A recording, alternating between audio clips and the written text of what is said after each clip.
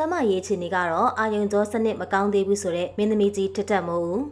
တက်တက်မိုးကရွှေတူတွေအနုပညာအလုပ်လုပ်နေတဲ့အချိန်မှာသူ့အနေနဲ့ကျမရေးအခြေအနေကြောင့်အနုပညာအလုပ်တွေကိုရပ်နားထားခဲ့ရတာပါ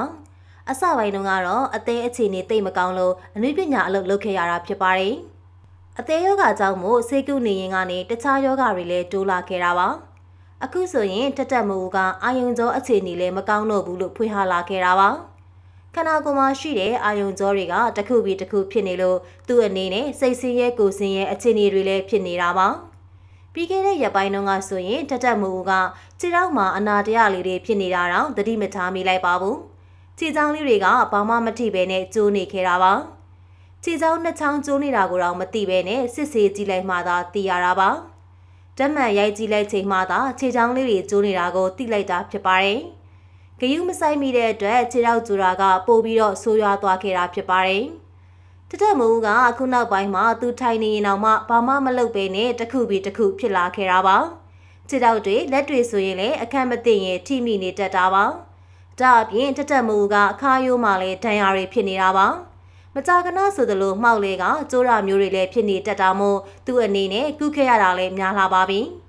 ငလျင်လောက်တုန်းကလည်းတက်တက်မိုးကစိန်ဆိုင်မှာလိုက်လွှင့်နေရင်နဲ့ချော်လေးသွားခဲ့တာဖြစ်ပါတယ်။ဒါကြောင့်မို့အချိန်အကြာကြီးဘန်ကောက်မှာဆေးသွားကုခဲ့ရပါသေးတယ်။အစပိုင်းတုန်းကတော့တက်တက်မိုးကကျမရေးမကောင်းလို့စိတ်ထွေညစ်ခဲ့ပါသေးတယ်။သူ့အနေနဲ့လက်လျှော့လိုက်တော့မယ်လို့တော့မှဆုံးဖြတ်ခဲ့သေးတာပါ။ဒါပေမဲ့စိတ်ခွန်အားတွေပြန်ရကကျမအောင်စူးစမ်းမယ်လို့ဆုံးဖြတ်ထားတာကြောင့်ဖြစ်ပါတယ်။အခုဆိုရင်တက်တက်မိုးကအနုပညာအလုပ်လုပ်ဖို့လေပြန်ပြင်ဆင်နေပါပြီ။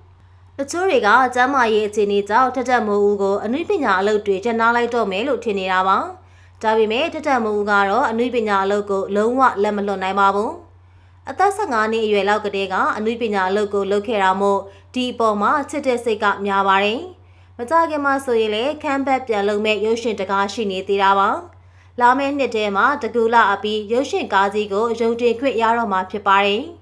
အဆိုပါရုပ်ရှင်မှာတက်တက်မိုးကအရန်ကိုပြင်ပန်းခဲ့ရတဲ့အတွက်သူတရုပ်ဆောင်တာကိုလူအများကိုချပြချင်နေတာဖြစ်ပါတယ်။သူရုပ်ရှင်နဲ့လူတွေကိုပြန်ပြီးတော့ဘဝအမောတွေဖြည့်ဖြောက်စေချင်တာဖြစ်ပါတယ်။တက်တက်မိုးကအခုနောက်ပိုင်းမှာခန္ဓာကိုယ်ကအရန်ကိုဝသွားခဲ့လို့ဝေဖန်ခံရတာလည်းရှိပါတယ်။ဒါပေမဲ့အခုနောက်ပိုင်းမှာတော့တက်တက်မိုးကလှပအောင်ဝတ်စားကသူခန္ဓာကိုယ်ကိုပြန်ထိန်းသိမ်းလာခဲ့ပါတယ်။ပြီးခဲ့တဲ့ရက်ကဆိုပြေသစင်နဲ့ဟေးဝီယန်တို့ရဲ့မင်္ဂလာပွဲကိုလည်းလူငယ်ဆန်ဆန်ပုံစံလေးနဲ့တက်ရောက်ခဲ့တာဖြစ်ပါတယ်။အနုပညာအလုပ်ကိုဆက်လုပ်ဖို့ဆိုရင်ကျမ်းမာရေးကောင်းနေမှဖြစ်မှာမို့တက်တက်မိုးကကျမ်းမာရေးကိုတေချာလေးဂရုစိုက်နေပါတယ်။တမီးဖြစ်သူနဲ့အတူနေရဖို့အတွက်လည်းငွေတွေရှာဖွေကစုဆောင်းနေတာဖြစ်ပါတယ်။အခုနောက်ပိုင်းဆိုတမီးစစ်လုံးဝတီထက်ကလည်းမိခင်အပေါ်မှာတိတက်လိမ်မာလာပြီးဖြစ်တာကြောင့်တက်တက်မိုးအတွက်စိတ်ချမ်းသာစရာအခြေအနေနဲ့ပြည်နေတာပါ။